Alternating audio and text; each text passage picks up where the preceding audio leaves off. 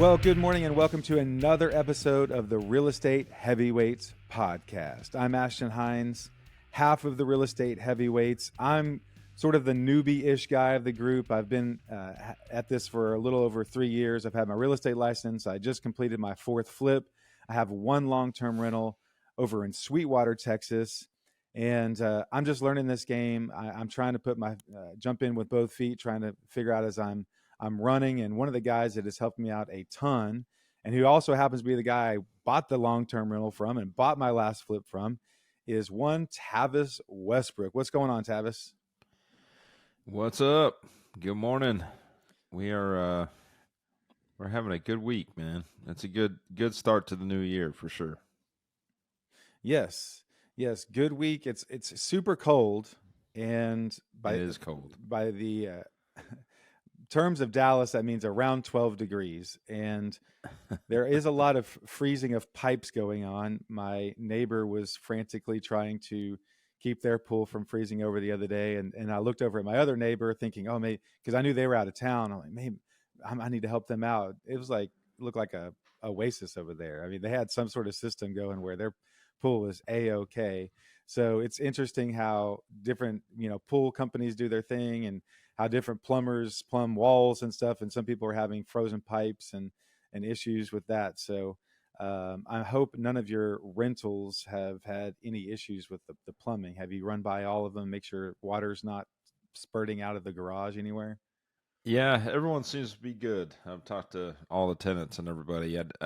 The midterm rental that's just down the street from me here is vacant, and so I actually went over there day before yesterday and double check it. And mind you, everything was new, all new plumbing, all new PEX was ran through the house, and it's all insulated. But the kitchen sink line was frozen. I couldn't get any water out of it. So Oh, really? It's on an outside wall, yeah. So I just opened it up a little bit so it can breathe once it thaws out. Yeah. And then the master shower is on an outside wall as well, and I was able to at least just set it up where it could drip a little bit. So other than that, all good. I think our biggest issue we had a couple of years ago is we kept losing power everywhere. So yeah, as long as we don't lose power, we seem to be okay. Yeah. The inside of the house can stay warm enough to kind of keep those pipes just warm enough to keep running, and you have to be careful about the ones that are running along the outside of the house. And then, of course, the flip I just sold, actually the last two flips I've sold were the pier and beam style, and those can get extremely cold underneath the house. And actually they sell heaters that you can put into the crawl space and try to keep things moving. You can block off the vents that are going under there so it's not drafty, but I don't really know what you could do, but it's going to be cold. Those crawl spaces are going to get extremely cold when it's this frigid outside. So good luck with that. I hope, we switched out all the plumbing to PEX as well, and I think they're going to be just fine, but I'm sure it's a different experience with that pier and beam. So, Tavis has done over 200 flips. He's got multiple midterm rentals. I think a long-term rental or two. He's got a small commercial building over in Garland that he runs. So he's run the gamut of the real estate industry, and he's been a huge mentor to me. If you haven't yet, you definitely need to go back and listen to some of the interviews we have done, because multiple of those guys have been friends of Tavis in the business that have taught him stuff that he runs with. George Roddy, Mark Fuller, Brett Lane. And then I've brought a few of my friends on, and last week we had Jessica Starr, super cool interview. She does floor plan designs and has a really cool Instagram presence. So if you haven't yet, go back in some of those episodes, check them out, do yourself a favor, because we brought on some really cool people, and I think we've got a lot lined up for this year. So on Fridays, we try to come to you with an episode, which is today, that's more of a market update, news, a light touch on the real estate industry. And so why don't we go ahead and get started with a little bit of a market update. So Tavis and I were just talking. He still has a house on the market, unfortunately. He's gone through 2 contracts over at his Irving house, and it is becoming a little bit of a beast to sell. And he's experiencing this market firsthand right now, trying to sell a house that's in just got out of probate. It's a family member's house, so he has an attachment to it, but it's got some issues. It's not your straightforward house.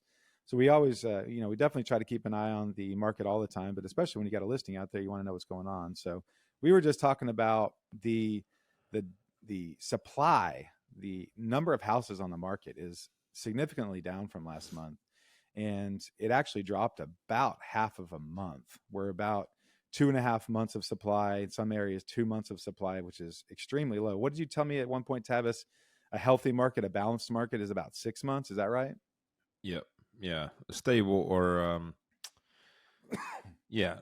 I was trying to think of the word now, and I think balanced is about right. I think that's. Yeah. I mean, a balanced market. Otherwise, you're in a buyer's market or a seller's market. So, Yeah. yeah. I mean, and so About the fact six that we're months around inventory two is not balanced. Yeah. yeah. We're still in a seller's market. Believe it or not. So, um, with lower inventory again, it goes back. I mean, beating a dead horse talking about pricing. Um, and we talked about the Irving one a little bit. Part of the issue with that was pricing, marketing, everything was great. I mean, I had 30 showings on that thing the week between Christmas and New Year's. You were helping me while I was floating in the Caribbean on a boat, and Yeah. we were fielding offers, multiple offers. We ended up just because we're in a time crunch. Talking to the estate now are primarily going to direct to investors off market now. So um, Hmm. pulled it off the MLS, pulled it out of the traditional sales, situation, and going direct to investors at this point. So we try to go the retail Yeah. side. It would get the estate more money, but there's just a few things repairs wise and um, the sophistication of the buyer trying to buy it. It just was getting spooked, um, Yeah. and so that was what we were running into, unfortunately. So Yeah. the numbers started Yeah. getting low enough to where they were competing with the investor numbers, and obviously investment real estate is my specialty. So it makes a lot more sense to go the investment route once the numbers got down to a certain point with the ability to waive all the contingencies and waive all the fees, right? So Hmm. that was the big part of it was just, talking to the estate. It was like, all right, let's go ahead and let's pull the eject cord and let's change gears, and do this Yeah. more specific to a sophisticated investor knows what they're getting into. We're not going to have a lot of contingencies to deal with, so we can get this thing closed. Yeah. So, I'm sure it's definitely frustrating. Part of it is just, kind of knowing where you are and trying to have those honest conversations. And, I've been doing a lot of conversations with investors lately. I'm trying to pick up some investor clients that I can help find houses and sort of act as their ongoing realtor, and having a lot of those conversations with people. And I'm looking on the MLS more from that investor eye and finding expireds and finding just odd listings, looking for terms like, so, as is, or something they mention an investor in their description, or they might say something about a repair. So, there's different phrases you can look at to find those, and a lot of you look at these expireds and you start doing a little research, and well, the reason is expired is that they were really unreasonable about what they wanted for the house in the beginning. And it's always so funny because you'll see something that in the description, it's been on the market 170 days and it says motivated seller, and they've dropped it, $2,000 or something in a few months. I'm like, you're not that motivated, to be honest with yeah, you, if you're expired and you dropped it $2,000. So, I think a lot of that is just having a pretty strong, not strong willed, but, I think some realtors are afraid to offend a seller, and they're going to scare them off, and they really need this sale. And so they just kind of want to take a listing. But it's just better off if everyone can just sit down as adults early on, do your research, and say, look, this is what I think this is going to sell for. And if that sounds good to you, then I think this is a good fit. And if not, then maybe you need to move on. Because if you're, swimming upstream trying to sell a house that's just, for whatever reason, priced wrong or positioned wrong, it's just going to be really hard on Yeah. everybody. And it's funny how many you see those on the MLS. Well, you have, there's a couple things to say about that. One is, you get the seller sometimes that isn't really that motivated to sell their house, right? They have a conversation in the beginning, and they're, it's the $1 million, answer. I don't have to sell. We don't have to sell. Right. We don't, we're not in a rush to sell. If it takes a couple months, that's okay.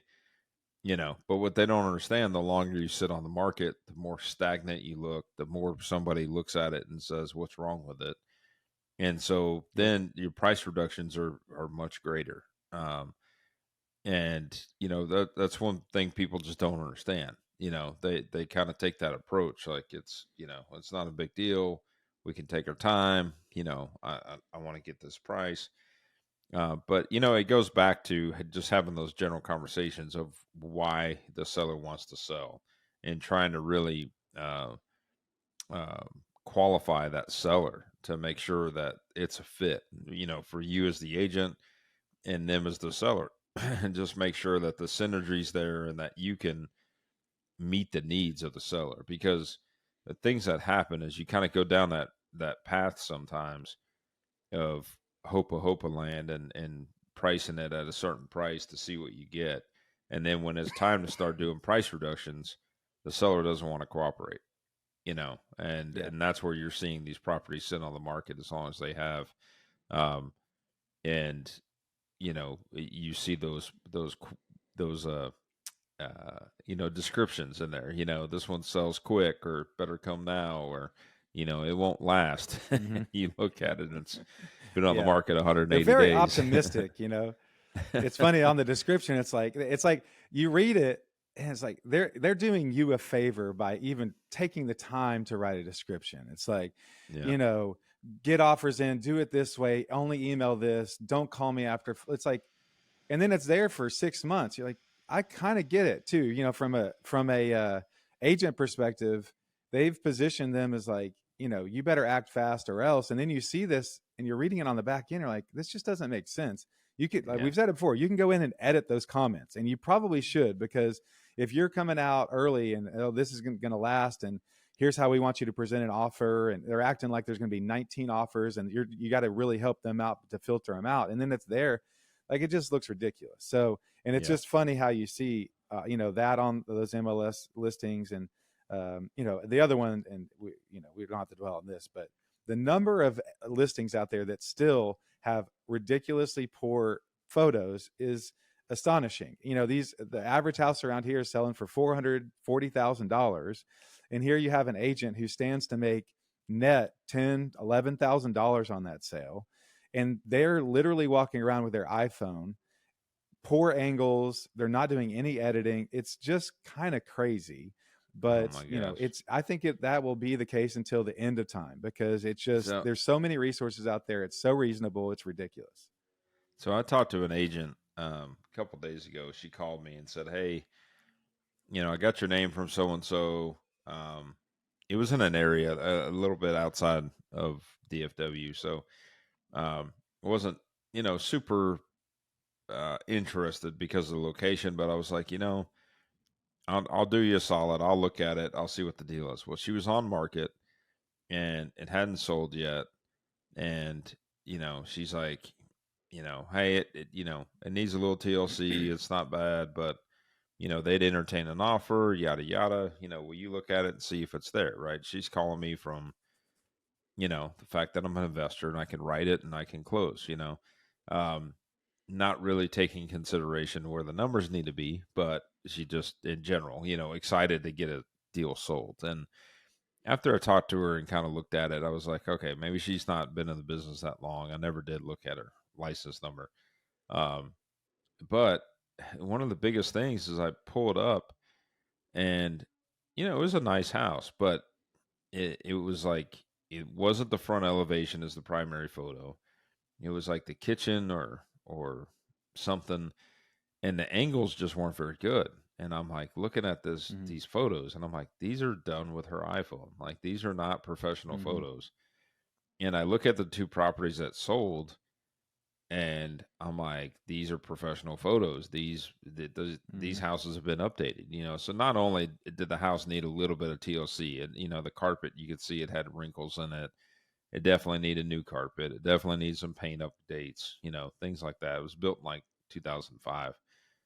It looked like it could be a really nice home. The furniture didn't do it a lot of justice. The homeowner's furniture, you know, and so my suggestion was to her, hey, you know, work with the price a little bit. I don't think you're far off, but drop it by about $25,000. But it would make sense to get professional photos. You know, I really think, and it is you know, as candid as I could be to tell her to get photos done. And then I said, hey, look at these two listings that sold and compare your pictures, is how I kind of presented it. Like, you know, compare the Mm-hmm. photos. You know, yours are not professional photos. And, you know, of course, she's like, you know, well, I'll talk to the seller, see what they want to do. And I'm like, no, I'm telling you what to do. Like, Yeah, this that's is a on you. major Just issue. pay This the is, money. yeah, it was terrible. I mean, and this is, you know, it was a, you know, $600,000 house. I'm like, this, Yeah. this is not acceptable. And I could even see her in the picture, one of the pictures in a bathroom, you know, with her phone, taking a picture Uh, in the mirror. And I just, I don't know, you know, who's coaching her or, you know, what's going on there, but that's a no-no. You know, you just don't do it that way. You know, I don't know if she just saving a lot of money. She didn't have a lot of capital to spend, you know, a couple $100 on photos, or, you know, what the deal is. But I mean, yeah. as far as like somebody like me or you that's coming in behind her, if that property expires, it wouldn't be very difficult to sell it, and probably sell it for more than what she's asking for it, because of, you know, knowing what you're doing, right? So Yep. it is important. So question, Ashton, you mentioned, are you able to search on MLS for keywords in the description? Oh yeah. Yeah. Yeah. I didn't know that. On the I didn't know MLS, you you can could go. do that. There you go, man.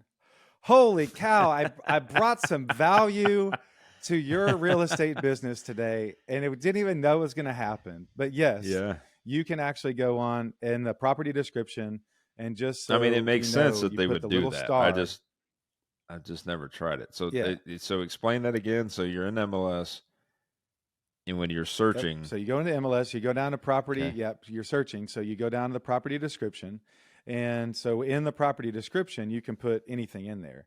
And what you want to do though, so you don't accidentally misspell something, you put the little star and then you put your word and you put the other star. And that means if that word is anywhere in the description. So like you might Wow. say Okay. invest instead of, and that'll include investor, investors, anything like that. So if you just put invest, or you can do as is, or you can do, you know, estate or probate. You can look up all those words and just run Okay. separate searches, and then somewhere in the description it says probate, it says as is, and then you start filtering out like, okay, there's a reason why this is the case, and so you can kind of find those That's properties cool. there and set up your own search. And yeah, there you go. I think I just made you a lot of money, because Yeah. I think you're gonna sit there on the MLS today and just find property after Well, property and that I'm are thinking, just I'm game just thinking in changers. our listeners, you know, our listeners out there, and agents and professionals, you know, they may or may not know that. I don't know. I didn't know that, but that's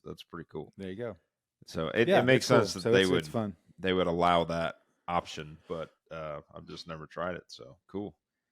Yeah, good deal. It's Well, smart. why don't we get into a little bit of news? So the news is a little slow right now in the real estate industry. We did look up. There's a, you know, the people from Zillow. They have done some of their 2024 predictions, and the behemoth Zillow. Feel what you do about them. They do provide a lot of information. They are competition to realtors and that sort of thing. And I don't love their business model there, but they do provide a lot of good information and have statistics. And their economists are predicting a very flat 2024 as far as pricing goes. And so I think basically what they said was they expect a balanced, increase in demand and increase in supply with the rates dropping a little bit. And so, some people think that the demand will outpace supply if the rates drop fast enough. A lot of people are going to try to flood the market, coming out of the rental market, trying to find houses, but that remains to be seen. But Zillow themselves are predicting a flat 2024, which is interesting. It's not going to be a huge roller coaster swing one way or the other, it looks like. So the other news, as far as it goes with realtors, there's no huge movement on the NAR lawsuits we've touched on a few times. That being said, the CEO, the head of the National Association of Realtors, has resigned recently. We are actually near their offices in Chicago. I think they must be based there. There's a huge office there, beautiful office that says National Association of Realtors. And that building is minus one person because the CEO has decided to leave. And all that to be said is the stability of the profession of, the realtor and what it looks like, the commission structure and our code of ethics and who's governing this and who's lobbying for realtors. It's definitely changing now and into 2024. At the end of this year, I'm confident that what a realtor means and looks like will be different than it looks like today. How significant that is, who knows? But there's just enough lawsuits, there's just enough change in the environment, and the CEO is resigning, and there's certain brokerages who are pulling away from the NAR and not requiring membership anymore. So I just think it's going to look different. So I don't know if you have any thoughts about that, Tavis, but that's kind of the big news right now. Nothing land shaking, earth shaking, but it is kind of what's going on in the national news there.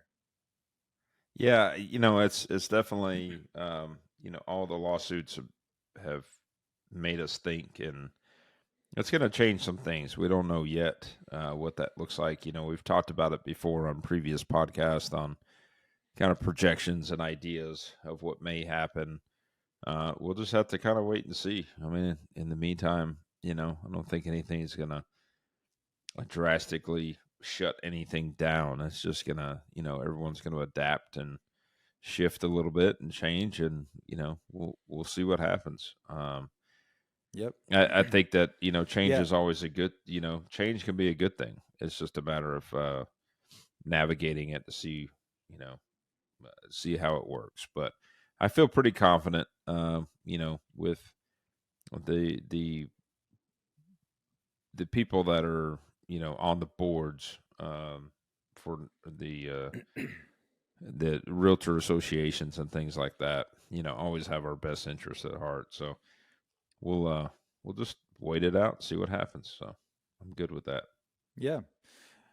Yeah. And in the meantime, just working hard, trying to differentiate yourself as an agent, trying to work hard for your clients, I think is going to help those people that are professionals and are serious about the business rise to the top and ride out, any sort of changes, and if you just have a steady business of listings and buyers coming your way, you can figure out how to structure things. Starting from scratch and trying to figure it out might become a little bit more difficult. Who knows? But honestly, there's probably some room there to cull out some of those agents like we were talking about who just, might not take it as seriously as they need to. And they have people's largest investment, typically their largest investment of their life is this house, this $300,000, $400,000, $500,000, $600,000 house that's theirs. And you're putting it in the hands of someone who may or may not care, enough to do research or, put a little bit of money into marketing. So it is interesting to maybe it will filter some of those people out. It won't filter them all out because it's the barrier to entry is low. But well, today we are going to get into our real estate topic that we typically on Fridays, we try to take a little bit of a lighter look into part of the real estate industry. And so today we are looking at a report from Home Depot. Obviously has a vested interest in remodeling and that sort of thing. So they made a list of the top 10 things that you can do to increase your home's value in 2024. And the interesting thing about this is when I was reading it is that it really does apply to homeowners that are just thinking about sprucing up their house. Maybe they're taking out a home equity line of credit, want to put a little bit of money in, Sometimes it applies to realtors and they're giving advice to their clients. They're wanting to put something on the market. They're like, hey, should we paint this room? Should we change this carpet? And so some of these things could be some insight into maybe where money would be well spent. And then of course, us on the flipping side, we don't always just go in and just rip all the sheetrock out and tear all the plumbing out and electrical and start from scratch. A lot of times, these are selective things where you're sort of snipering. Okay, we're going to take this out and change this, and we're going to try to sort of do the very minimal we can to make this house look as best as it can to sort of maximize profits. And so, what do you think about this, Tavis? Their number one thing that they say you can address is your bathroom. And I know you do certain things to bathrooms. So why don't you talk about a couple of things? If someone was going to just put a little bit of money into a bathroom that they're going to sell or maybe flip, what are some of the main things that you address first? Yeah, so I mean, I don't necessarily agree with the order of this list, right? And I don't know if, it's just the way that Yeah. laid this out. The one of 10, Yeah. bathroom being number one on there, because then they have, kind of your necessity items, that need to be in good working order, like HVAC and water heaters and things like that, right? Mm-hmm. So Yeah. normally it's going to work backwards from there. I think whether it's a flip or whether it's a buy and hold or a midterm, I think any property you buy, you're going to kind of focus on the things that need repair, right? First. Mm-hmm. So, if you got a bad AC, you're going to fix the AC. If you got a bad water heater, you're going to fix the water heater. You got a bad roof, you're going to fix the roof. So I think, you're always going to kind of work with the things that are in disrepair or, have had deferred maintenance to them first before you get into any of the cosmetic updates. But bathroom wise, for me, and I'm doing a house now.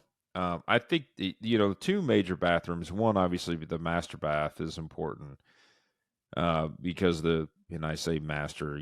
People talk about it being the primary, but nevertheless, the owner's retreat, if you will, and the owner's bathroom is important because that's where the people that own the house are typically going to reside and spend a lot of their time. So that's important to make those nice, right, and make them updated. And then the other bathroom would be kind of your main guest bath or like a powder bathroom, for instance. And then your secondary bathrooms or, this house I'm doing right now is, technically has 4 bathrooms, 3 full baths and half bath. And my primary focus on that was master bathroom, and then the powder bathroom. And the other 2 bathrooms are just kind of cleaning them up and keeping them as is. Mm-hmm. Paint the cabinets a different color, and I'm keeping countertops, I'm keeping the tile, I'm keeping the plumbing fixtures, etc. Right. Master Yep. bath wise, I was actually able to keep the plumbing fixtures, the countertops, the cabinets, the actual tub, the shower pan itself, was a fiberglass type of shower pan. But I ripped down all the builder gray tile. I'm putting up designer tile. I'm doing the floors.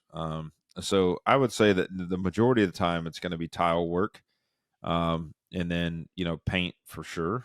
And then another thing you can do that's pretty easy is, in this case, we took down the big giant mirror and we're putting up 2 individual LED mirrors. So that'll dress it Mm-hmm. up. And I ended up doing the gold frame LED mirrors, which are pretty cool. Those weren't out a few years ago, and now, manufacturers are getting more creative with that stuff. So I think it's going to look Mm-hmm. pretty cool. But we're saving money on, keeping the cabinets. We're saving money on keeping the countertops. I'm saving money in plumbing labor because I kept the countertops and the sinks are integrated. Otherwise, you're looking at cost of sinks, cost of countertops, cost of new plumbing fixtures, and then the cost of the plumbing labor to hook up the new sinks and the drains and the faucets itself. So that's Yeah. something you got to look at. Like, I was doing the math the other day talking about this particular project, and if you're changing the faucets on the on the sinks, then you would change them on the bathtub, which is a Roman tub faucet, and you would change them on the shower. And so by the time you look at all the plumbing fixtures and then labor, I mean, the number was like, and then countertops. So countertops, sinks, plumbing fixtures, labor, everything in it from the master bath, you're looking at like $3,500 minimum, right? Mm-hmm. To do all that, and it just wasn't necessary. So, and I say it's not necessary because I always do a good job of looking at my comps and looking at the high side of the comps and just studying them and going, what was done in that bathroom? What was done in that bathroom? Mm-hmm. Are they gutting these bathrooms and completely redoing them? Or are they able to work with what the builder gave them from a early 2000s build? And so it's important just to study that. And when you're making these decisions, you've got to look at that. So, going into a rental property, I'm going to look at it and just say, is it clean? Like if it's a 12-month rental, I might clean up the grout. I might do some tile work. It just kind of depends. And the main thing for me is clean, sanitary, and doesn't look like it needs to be cleaned or scrubbed or, torn apart. Mm-hmm. So does it work right? Do the faucets, shut off correctly? What's the maintenance of it? And then is it attractive? You can achieve that sometimes with just paint, right? You can completely change the look. Like the 2 secondary bathrooms upstairs in this project I'm doing right now, I'm just painting the cabinets, so I'm leaving the countertops. But painting the cabinets a different color, a contrasting color, is going to completely change the feel of the bathroom. So it's simple stuff you can do sometimes that go a long way. Yeah. No, I agree on a lot of that. And thinking about our Mapleton flip that we just did, those are all new bathrooms. We redid everything, but we really had 3 levels of bathrooms. And in the master, we did frameless, glass and all new, really nice brushed gold fixtures, LED light. We really went all out. We had an extra touch of the quartz lip on the shower step in, and it was great. Yeah, floating natural cabinets. Then the second tier, our second bathroom was a full bath. We actually did a framed glass, which was half the price of the frameless, but it looked really great. It was black, it was really crisp. We did this contrasting nice blue subway. It wasn't super expensive subway, but it was nice. And we did the LED mirror in there. And then in the third bathroom, we really went pretty budget. We went super plain subway tile, your 29-cent subway tile at Floor and Decor. No LED mirror, kind of just standard black fixtures and everything like that. But it looked nice and crisp and clean. And really where we put color in there is we painted the vanity. And it looked really nice. And we considered doing some wallpaper in there. And I think that would be a good idea. Go pretty plain everywhere else and do like a wall of wallpaper that peel and stick that just adds a pop of color in a small area. And it's not going to be terribly expensive to do that. And before we move on to the next one, I would say if you have an existing bathroom, one of the things I think you could do to really save yourself some problems and make it nice and crisp is go ahead and replace the caulking. Scrape out that old, cracked, dingy looking caulking, run a new bead of nice white caulking. One, it's going to look really clean. And 2, it's gonna be one less thing that people just assume. If you have a little mold or something there, it looks cracked, they're gonna assume there's some plumbing issues or something's draining there. Like they're gonna start inspecting more. And so I would say clean all that up and sort of avoid some of those conversations during the inspection process. And the pictures are gonna look a lot better. And that is not terribly expensive. Steam cleaning the grout, stuff like that, you're gonna get away with not spending a ton in it. It would look a lot better. So there's a couple different things you can do with the grout. You can clean it, right? They do have a steam cleaning thing where you can have like your tile guys clean it with a chemical, or you could regrout it. That's a little bit more complicated, but it can be done. And then another thing that I've done in the past is actually paint the grout. So they sell a grout paint that is color selecting to matching grout, so you can actually select it specific to a grout color you want. And I've had my tile guys do it, and they go in and repaint the grout. So I've done this before, like in a rent house in a kitchen where the grout was just really, really stained and there was no cleaning it. Hmm. And we just repainted all the grout, kept the tile and it Okay. totally changed the look of the kitchen. Yeah, that's a great tip. So number two, you mentioned HVAC and water treatment, some of the boring stuff. They actually have that number 7 is water treatment, 8's water heaters, 9 is HVAC, and so some of the core things. And I think maybe they're going a little bit more towards the, hey, you're staying in this house, where you want to spend your money. So I don't know their whole angle here, but number 5 It's was Home Depot. windows. Replacing windows. Yeah, they want you to spend your money on the stuff they have available there. So, yeah, vinyl windows was number 5. Number 2 is interesting because we're actually going through this right now. So they say replace the carpeting, which is a good idea. I mean, carpeting in general is not terribly expensive to rip out and replace. That being said, is we have a 15-year-old dog that has forgotten how to go to the bathroom outside, and it started teaching our brand new puppy the efficiencies of not Oh going outside gosh. to go to the bathroom. And so we had 2 rooms downstairs that are carpet. Everything else is either wood floor or tile. But these carpets quickly were becoming unlivable. So we ripped them out and went to the concrete while we're trying to figure it out. And we're trying to, we sent the puppy to training, and we're like, isolating the older dog. And so we're trying to get our house back. Well, we decided to go with wood floor to kind of match everything else. And so he's tying, our wood floor guy is tying everything in. It's looking really, really nice. And we're doing our large master, the downstairs guest, and then closet, master closet, and guest closet. It's about $5,000, and he's good pricing. It's red oak, and then he's going to stain it. So that's your price there. We could have replaced the carpet, I'm sure, for at least half that.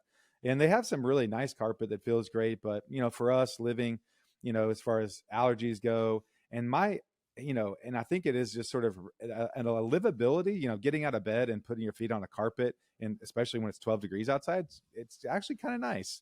The wood floor is a little cold. But I think from showing a house and people walking through open houses, hearing comments, wood floors, the new high end vinyl, it just looks so much better. There's a perceived value there. And, most people are not going to be thinking through what it's going to feel like in 6 months when it's cold. They kind of like the idea of the wood floors. Plus, from a dust and allergy and keeping clean perspective, it's perceived to be a lot easier. However, when you have espresso colored, super dark like we have, every little bitty piece of grass, every piece of dust shows up, and it will drive you insane. So we're going to go lighter this next time. It was so funny. Every time I say, yeah, we're going to go lighter stain because this one here just shows all the dirt.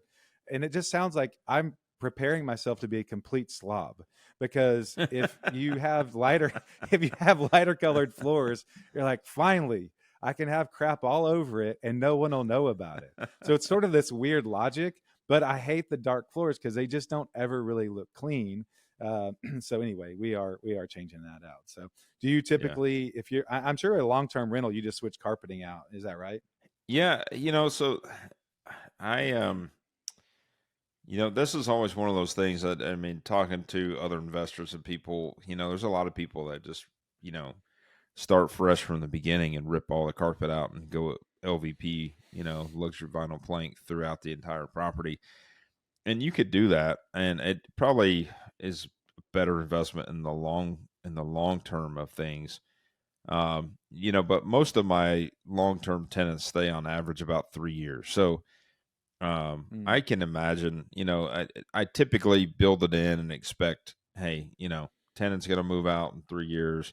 I'm probably going to have to change the carpet. Now, I typically, in all my rentals, have a hard surface floor throughout the main areas. So I don't have carpet in any of the main traffic areas. The carpet's typically only in the bedrooms, or maybe on the stairs, right? So a couple of mine that Mm. are 2 stories have carpet on the stairs, carpet in the bedrooms. So if I have to change the carpet, that's the only areas I'm changing it. Um, and it's usually not too bad. It's somewhere between like $1,500 to $1,800, somewhere in that range for the quality of carpet, and that's pulling it out, putting new pad, new carpet, the whole 9 yards, and demoing the other one out. So it's usually not a horrible investment. The benefit of it is that, brand new carpet has a good smell to it. And so, Yeah. and I'm a big fan of like having fresh, clean smells, in a new property. So, Yeah. when you change out the carpet, it immediately changes the smell of the property. And so that's Yeah. sometimes just an easy thing that you can do, and especially if you're like increasing rents and stuff like that. Now, I will tell you, a Carrollton property had the tenant in there for about 2 years, a little bit over 2 years, and she was really clean. And I just paid the money and steam cleaned the floors, and the carpets held up really well. And she was a single lady, so the other bedrooms didn't get a lot of use, and it cleaned up really nice. And I was able to actually get another term out of the carpet. Mm. So sometimes that happens, and you don't have to change the carpet immediately, but in other cases you do. So you just have to kind of look Yeah. at that. But flooring obviously is a big thing. It's probably the most common thing that gets changed out in properties. Yeah. We found out last time that Tavis is also a fan of the cheap, full of chemical Sherwin-Williams paint that smells from 3 streets down. So you know for a fact when you walk in that house, this house has been recently repainted. Never mind all the California VOC free. You know, I hugged a tree yesterday paint. No, we want to spend that money on the paint that people know what you've been doing. So, which totally makes sense when you're trying to sell it to someone. You want to walk in that house and like, kind of feels like a newly renovated house. And I agree with that. I mean, I think there is definitely something to it. So, well, let's just kind of lightly touch on a few more of these. The few, they say cabinet upgrades. Cabinet upgrades this is opening Pandora's box. If you're gonna upgrade cabinets, then this is not as simple as like, hey, you're ripping out countertops, which most likely means you're doing a new sink, which probably means you're doing new faucets and probably need some plumbing. It might mean that you're redoing your backsplash. And you're also probably having to pick all new hardware. And And don't forget now appliances. it looks great. Yeah, appliances that fit. It looks great, but it is a huge project. I will say this: that at the flip over in Richardson, we ended up doing new cabinet fronts. So we had nice bases. They were wood that they could screw new doors into, and it wasn't super cheap that it was going to fall apart. So we actually paid for new doors to be made. That way, they were able to put the new soft close hinges. We were able to put new hardware on there, and we didn't have to restructure everything, and it actually worked out really, really well. So if you have decent cabinets as far as the base goes, and they're wood, they're nice wood, you could talk to a cabinet guy about replacing the door fronts and get an all new look for a lot less cost. So that's probably where I would go as opposed to walking into Home Depot and ordering new cabinets. So um, now on the next one is countertops. You can also, just redo countertops. This is definitely one of those things that I think floats on trends. It seems like every 3 to 5 years, there's a certain new countertop color or material that's super popular. Of course, granite for the longest time was, popular. Brown granite, killed it in the early 2000s. And, then, quartz and different varieties of quartz. And of course, there's marble. So doing new countertops can go a long way to updating a space. That being said, some of the countertops that are in the pictures and on Instagram, like your waterfall countertops, some of these large 3-inch looking countertops they're called laminated, where they're sort of gluing them to the side, but it makes it look 3 or 4 inches thick. You have to have cabinets specifically built for that, and so before you go get your heart set on a lot of those trends, you're probably, if you're just replacing what you have, you're going to have a very similar look. As far as I understand, Tavis, is that typically what you think?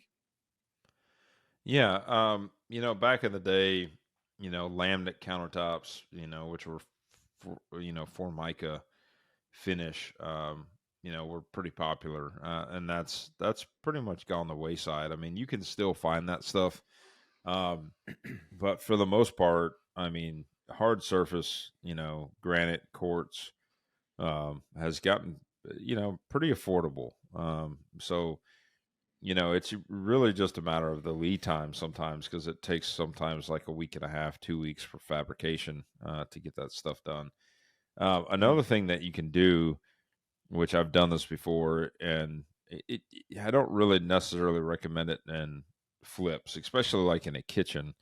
But there's several different companies out there that will spray countertops with what they mm, call a Pauline spray, and it's a chemical based product that will adhere to cultured marble. It'll adhere to old laminate, or formica, and you see this a lot in apartments. So in mm. multifamily, you see a lot of countertops that have been sprayed and might have a texture to them, or they might just be a solid color. But this is really popular, kind of in the multifamily space, of turning a unit over and making it look better. In fact, I've Mm. kind of considered it with this flip I'm doing now. Depending on how things look when it's all said and done, the culture Yeah. marble in the master bath is a little yellowed. So I'm going to see what it looks like once we get it all cleaned up. But I may end up Yeah. having this company coming out and spray everything with a white enamel, and Yeah. just clean and crisp and clean it up. So I've Yeah. done I that I actually in walked a flip rentals one time that before. they had done that. And it looked really nice. It used to be more affordable. It's gotten pricey now. Like for instance, Mm. I've done this on several bathtubs over the years, and especially if you have like a Yep. chip in the bathtub, or the bathtub is stained or just old, or it might even be in an old house where it's a pink bathtub or a blue bathtub, and you want to change the color. You can paint it, you can coat it, Yeah. and it does wear really well. Um, Nevertheless, it's they've gotten pricey. It used to be somewhere around like 300 to 350 a tub, and now, depending on the amount of prep work and stuff they do, sometimes that number can get closer to $700. So it can Dang. be pricey. You just have to look at it. Yeah. I think I paid 250 over at Richardson not too long ago. So Yeah, I got a good deal on that. So who knows how it's holding up? Fingers crossed. nice. Um, so last one is garage doors. Getting a decent garage door opener and, having a guy come over and adjust the garage door and making it right. Most of the garage doors, a lot of them are alley facing, trying to, I don't know that I would go all out on a brand new garage door and all that. Now, that being said, I did end up having some to fighting the one over at Mapleton. And I think part of it is maybe one of my guys like manhandled it while it was locked or something. But, You he had kind of hell with bent that one of the, garage door over there. yeah, Actually, yeah. the Well, the I think the last two track, the last two flips you had, I think you had hell with the garage door. So and I'm wondering, now that I think about it, I had the same garage door repair guy, and I'm never there while he's there. He might just be completely mangling those things, so I have to call him back in 3 weeks and be like, man, I need you back over here. No, but if you have, a good garage door opener, and that you make sure the tracks are decent, they can replace those rollers. They can replace a lot of the small parts on garage doors, to where you shouldn't have to necessarily replace the whole door. That being said, if they're pretty, a lot of them are aluminum or really thin metal, to where if someone bumps into it, it's going to kind of crinkle like a soda can, and it's really hard to replace that. Make it look nice. So, but you could also paint them. You can get away with painting them and making it match the trim and that sort of thing. We have a cedar garage door that's extremely heavy, and you can sand those down, restain them. So you can do a lot of rehab work to garages, where you may not have to necessarily replace the whole thing. But I'm sure there's times when it's just time to replace the garage. Maybe next time I have a flip, so the first day I have my next flip, I'm going to get in the crawl space, go to the attic, and go try the garage door out, so I don't have to fight these stupid issues for 6 months, because up until now, those have been the pain in my side for well, all of I'll my tell you last this, that flips. that the garage door situation, you need to fix it if it's broke, but the rule of thumb is don't fix it or do anything to it till the end. Um, Hmm. especially if you're storing trash in the garage like I do, there's things are gonna happen, and Yeah. so as long as the garage is opening and closing is my main concern throughout throughout the project. Now at the end, I'll get the garage guy in there. We'll tune it up. We'll do what we need to do. We might change the opener, but that's one of the last things I mess with, unless it comes off the track or, there's a bigger issue. But it's just you're exposing yourself to potential damage throughout the project. So it's just kind of, when you use the garages to store the trash, it's going to happen. Yeah. Well, good deal. Really cool list. We'll bring more to these. This is the Home Depot list of 10 things you can do to make your home a little bit more valuable in 2024. And so that wraps it up for today. I am Ashton Hines. I can be found on Instagram at the Dallas Real Estate Guy. Tavis Westbrook is Tavis Westbrook Designs. It's Travis without the R on Instagram. He's on Facebook. He does a lot of Facebook Lives, doing walkarounds. You can most recently see him doing a walk around of his midterm rental that's come available over in Plano. So if you're listening to this anytime soon in this week, and you know someone that needs a midterm rental, he's got one available. He's about to have another one come available, and it's cold. Plumbing is cracking. People need a place to stay for a few months while insurance helps them out. That would be perfect for you. So until next time, thank you so much for tuning in. Please share this with a friend. Copy the link. Text it to them, say, check these guys out. Totally worth your time. And we would really, really appreciate that. Like it and subscribe it. Find us on Instagram and make a comment. We would really, really appreciate it. But until next time, thank you so much. Talk to you soon. Have a great day.